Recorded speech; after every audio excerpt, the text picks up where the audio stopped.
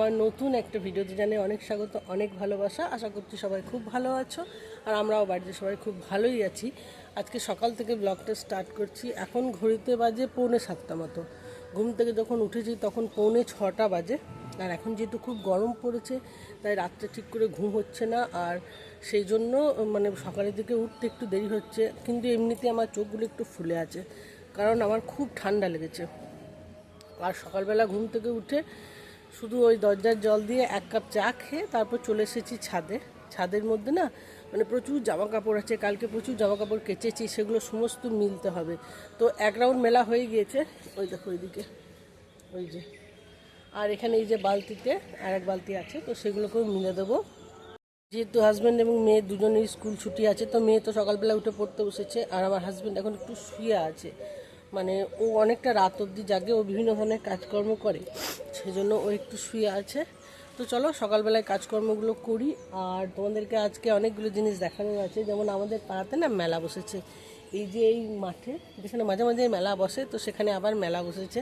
আর মেলা বসলে তো জানো কি ভালো লাগে, মেলা যেতে ভীষণ ভালো লাগে।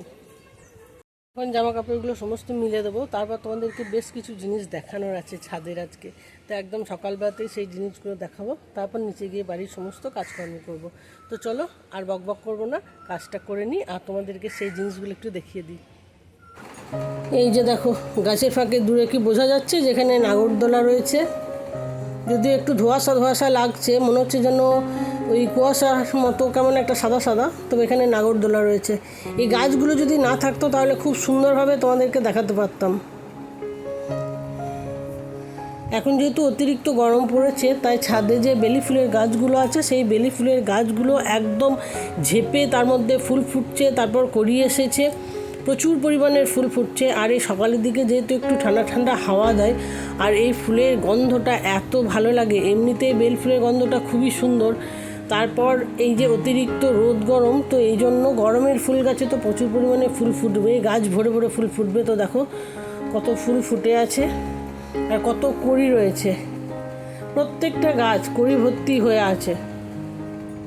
ঠিক আছে, এই যে দেখো এখানেও এই গাছটাতেও কত কড়ি রয়েছে। আর এই আমার এই ছাদ বাগানের যে বেডটা করা আছে না, এই বেডটার মধ্যে প্রচুর বেল ফুলের গাছও আছে, একদম কড়িতে ভরে গিয়েছে।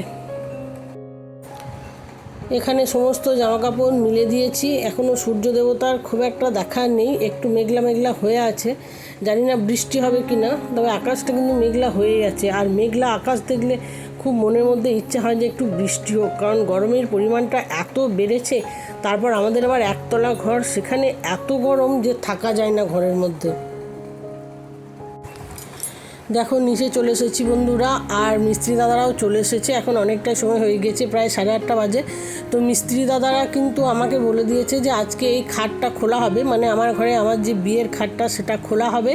আর কেন খোলা হবে সেটা তো তোমাদেরকে পরে শেয়ার করব। আপাতত বাড়ির অনেকগুলো কাজ করে ফেলেছি এই সময়। তারপরে এই খাটটা মানে খাটের উপরে যে বালিশগুলো আছে সেগুলো সমস্ত তুলে ফেলছি, কাঁথাগুলোও তুলে ফেলছি। আর দেখো এটা কিন্তু আমার বিয়ের গদিটা, সেটা একদমই নষ্ট হয়ে গেছে, মাঝখানটা ছিঁড়ে গিয়েছে, ওই জন্য কাপড় দিয়ে ঢাকা ছিল। তো এটাকে এখন গুটিয়ে সমস্ত রেখে দিচ্ছি। এখানে 2টো চেয়ার এনে রেখেছি, তো এর মধ্যেই এই কাঁথাগুলো, তারপর যে সমস্ত কম্বলগুলো আছে, পাতলা কম্বল, তারপর লেপ আছে, সেগুলো সমস্ত ভাঁজ করে করে এখানে রেখে দেবো। আর ভাঁজ করে রাখলে না পরে এগুলো যখন আবার আমি ব্যবহার করব তখন আমার খুব একটা অসুবিধা হবে না। আর ভাঁজ করে রাখলে জায়গাটাও এমনিতে কম লাগবে।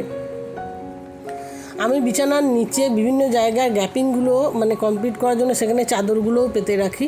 আর এখানে অনেকগুলো কাঁথা আছে, এই কাঁথাগুলো কিন্তু শীতে আমরা ঢাকা নিই। আর কাঁথাগুলো কিন্তু একটু মোটা সোটা আর কি, একটু পুরু, তো সেই জন্য এগুলো ঢাকা নিলে ভীষণ আরাম লাগে। আর এই যে ছোট ছোট কাঁথা, এগুলো কিন্তু আমার মেয়ের কাঁথা।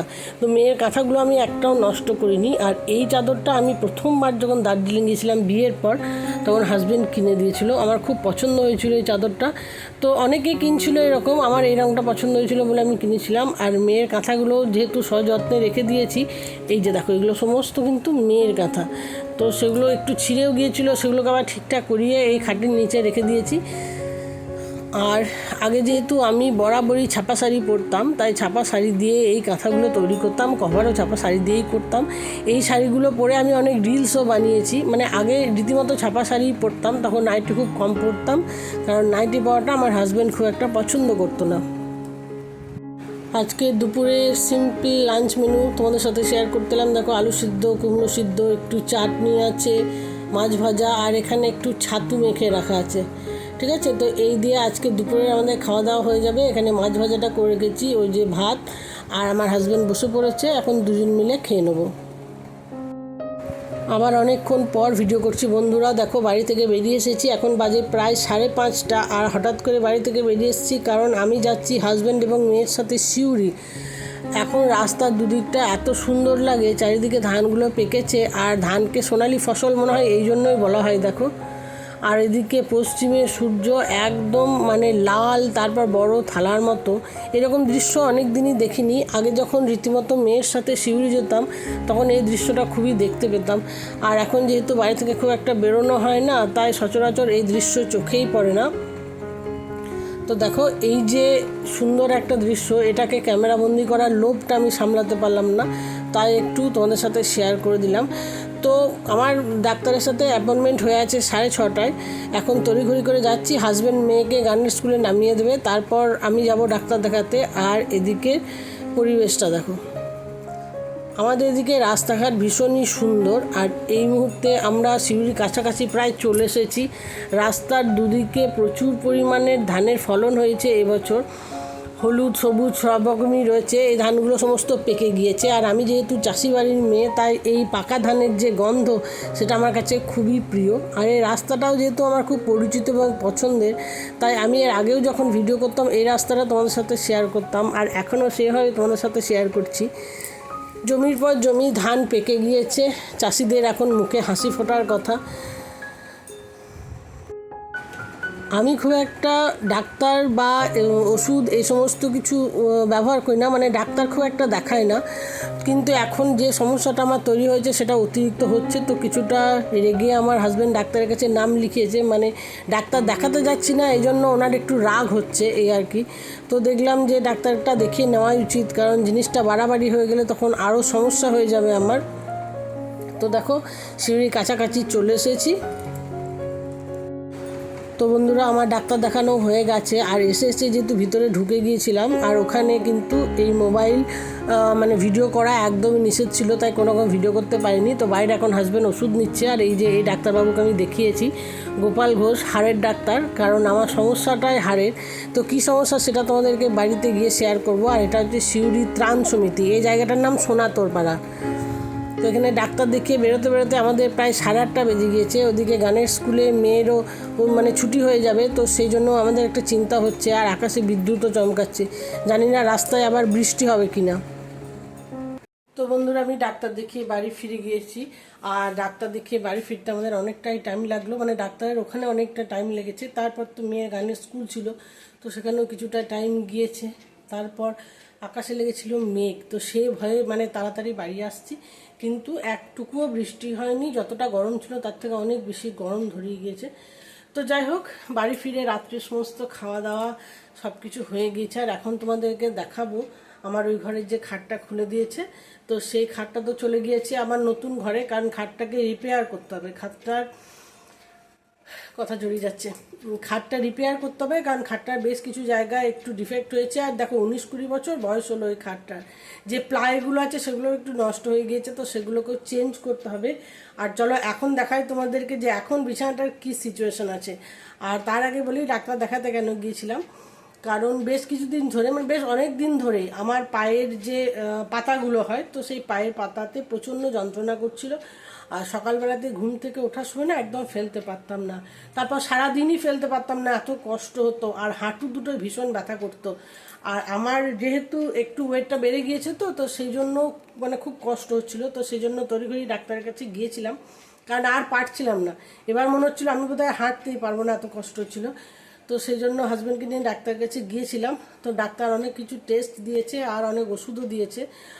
আর কি বলবো, এখন তো ডাক্তার দেখানো মানে সমস্ত টেস্ট হবে, থাইরয়েড টেস্ট, তারপর ধরো সুগার টেস্ট, সব কিছুই হবে। তো টেস্টগুলো করাতে হবে, আর বেশ কিছু ওষুধ দিয়েছেন। তো দেখি ওষুধগুলো খেয়ে কী হয়। আর ডাক্তারবাবু আবার 1 মাস পর যেতে বলেছেন, তো 1 মাস পর আবার ডাক্তারবাবুকে রিপোর্টটা দেখাতে হবে। আর ততদিনে দেখি ওষুধ খেয়ে ব্যথাটা কমে নাকি। যদি কমে যায় ভালো, আর যদি না কমে তখন আবার অন্যরকম ভাবনা চিন্তা করতে হবে, এই আর কি। তো চলো তোমাদেরকে একটু দেখিয়ে দিই যে এখন খাটটা খুলে নেওয়ার পর বিছানাটা কী অবস্থায় আছে। ঠিক আছে, চলো। এই দেখো বন্ধুরা, দেখেছো এখন বিছানাটা পাতা হয়েছে মাটিতে। ঠিক আছে, এখানে ওইদিকে অনেকগুলো জামা কাপড় আছে, তো সেটা তোমরা ইগনোর করো। ওগুলো যে সকালবেলায় শুকিয়েছিল, সারাদিন আমি একদম ভাঁজ করার সময় পাইনি, তো সেগুলোকে ভাঁজ করতে হবে। আর এখানে বিছানা চাদর পেতে দিয়েছি, এখানে সমস্ত বালিশগুলো রেখেছি। নিচে যে চাদরে মোড়ানো আছে সেগুলো হচ্ছে এক্সট্রা বালিশ, মানে বালিশ কোল বালিশ সব এক্সট্রা, ওগুলো চট করে লাগে না বলে ওগুলোকে ওভাবে রেখে দিয়েছি। আর উপরেগুলো আমাদের ইউজড। ঠিক আছে, তো এই হচ্ছে অবস্থা। আর এদিকে দেখো ফ্যান চলছে, ফ্যান চালিয়ে কথা বলছি, ফ্যানটাকে আসতে দিয়েছি। তো চলো এইটুকু দেখিয়ে আজকের মতো ভিডিওটা শেষ করছি। যদি ভালো লাগে লাইক কমেন্ট শেয়ার করে চ্যানেলটা সাবস্ক্রাইব করো। তোমাদের সাথে দেখা হবে খুব তাড়াতাড়ি আবার নতুন একটা ভিডিওতে। ততক্ষণের জন্য সবাই খুব ভালো থাকো, সুস্থ থাকো। আর আমার এই বিছানার চাদরটা আমার খুবই পছন্দের, রঙটাও পছন্দের। এরকমই আরেকটা আছে আমার অরেঞ্জ কালারের। ঠিক আছে, এটাও শেষে বলে দিলাম। তো চলো আজকের মতো টাটা, আবার চলে আসবো নতুন একটা ভিডিও নিয়ে।